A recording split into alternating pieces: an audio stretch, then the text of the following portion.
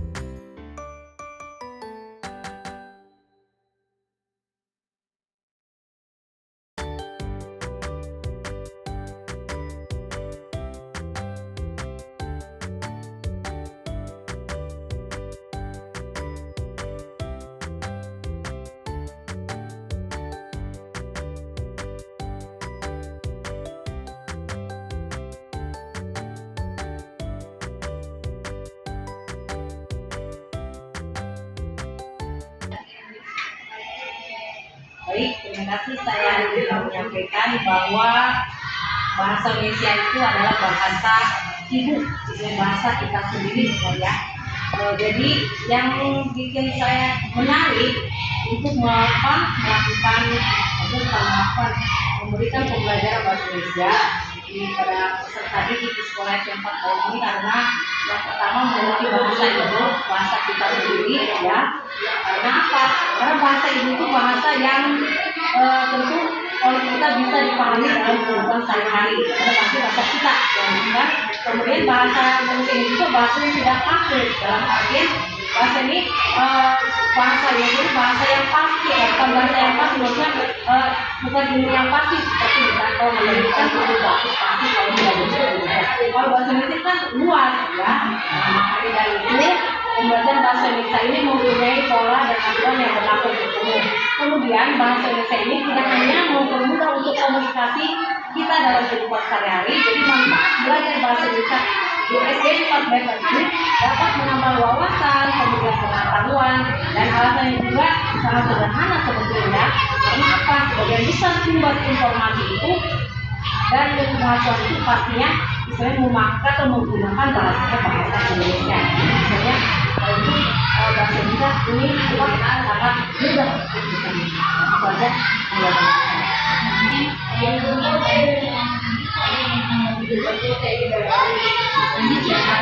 Itu aja. Bagaimana sih ibu menerapkan pembelajaran virtual? Bagi kan tadi kita dapat informasi bahwa yang terbanyak ya bu, Siswa yang paling banyak ibu sebagai guru menerapkan pembelajaran bahasa Indonesia yang aktif kelas dan kondusif gitu, jadi anak-anak juga bisa aktif belajar. Baik, terima kasih menyampaikan bahwa bagaimana cara untuk kita mengadakan pembelajaran saat di kelas supaya anak-anak aktif, kreatif, ya, dan berinovasi, yaitu dengan cara misalnya kita saat pembelajaran dengan menggunakan teknik bermain peran atau bahasa Indonesia biasanya pentas drama, ya. Kemudian misalnya dengan cara musikalisasi puisi ketika kita menyampaikan pembelajaran puisi.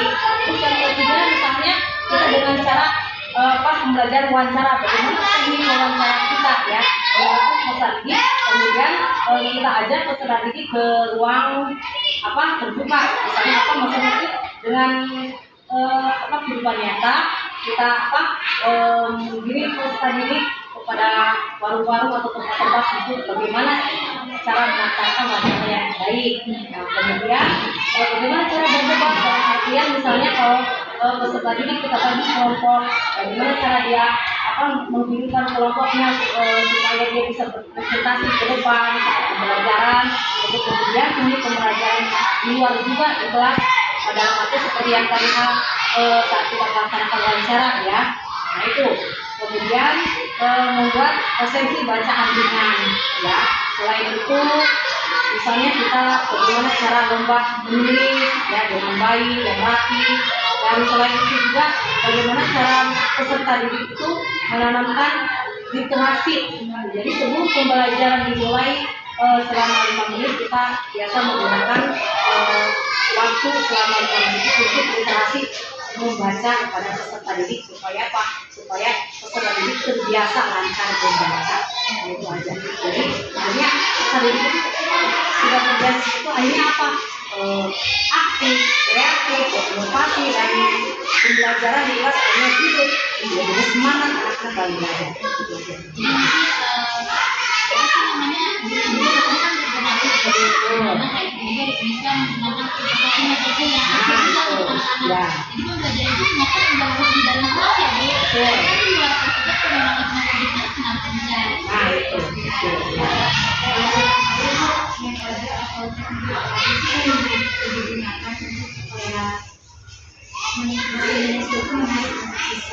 Oke, dengan cara kita mencari sumber belajar merupakan referensi yang digunakan oleh peserta didik ya yang relevan dengan materi pembelajaran. Kemudian sumber belajar itu bisa berupa buku atau alat peraga. Kemudian metodenya atau model pembelajaran yang digunakan harus tepat atau sesuai dengan materi atau namun sumber belajar berupa alat peraga atau alat bantu belajar tidak ada atau kurang misalkan memadai.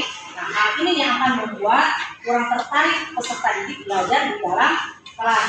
Nah, itu sehingga proses pembelajaran pun tidak efektif dan tidak efisien. Maka dari itu model pembelajaran yang saya ambil bagaimana yang tepat itu biasanya model pembelajaran apakah harus ceramah misalkan atau tanya jawab atau dengan cara diskusi atau kerja kelompok atau misalnya praktek dan lain sebagainya.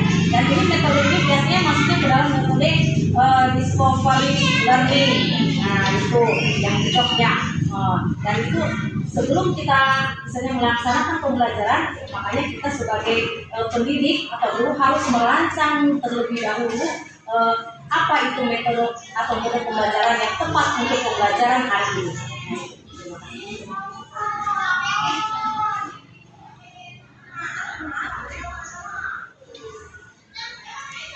Iya, ini kalau orang kita udah menerapkan ini, udah pembelajaran kayak begini, terus nanti kayak tantangannya seperti apa Bu? Kan banyak tantangan di era sekarang, mungkin tantangannya untuk mengajarkan bahasa Indonesia itu kayak gimana?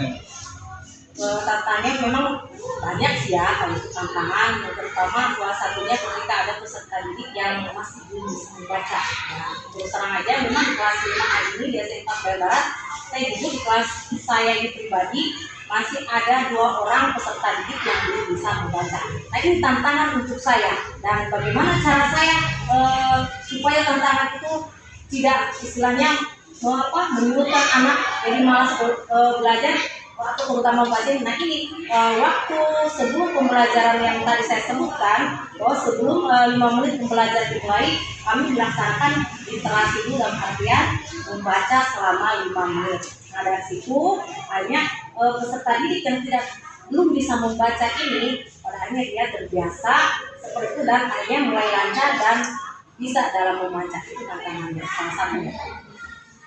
Kalau di literasi biasanya buku bacaan yang dibaca itu apa? Bukunya atau tentang apa?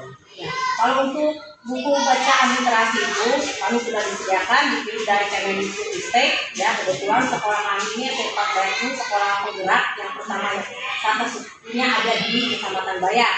Makanya kami mendapatkan kiriman buku dari Kemendikbudristek. Jadi si buku bacaan seperti bacaan biasa anak-anak ya, cerita seperti dongeng-dongeng. Nah, jadi buku itu juga disesuaikan dengan per fase. Ya, karena dalam kurikulum mereka ini kita adanya tahap penetapan per fase. Ada fase A untuk kelas 1, kelas 2, fase B untuk kelas 3 dan kelas 4, dan fase C untuk kelas 5 dan kelas 6. Jadi situ juga sudah disusun dengan baik dari Kemendikbudristek itu berdasarkan dengan fasenya. Jadi anak sesuai dengan buku bacaannya, oh yang baca saya fase C ini bacaan saya. Mungkin harapan kedepannya untuk pembelajaran bahasa Indonesia di SDN 4 ini gimana? Baik, terima kasih. Bahwa harapan saya di SDN 4 Bayang Karet ini, terutama di kelas 5A, pegangan saya sebagai wali murid di kelas 5 ini, bahwa saya mengharap atau peserta ini mampu mengembangkan pengetahuan, keterampilan dalam berbahasa, dan bersikap positif terhadap bahasa Indonesia serta menghargai manusia dan nilai-nilai kemanusiaan. Itu aja harapan saya.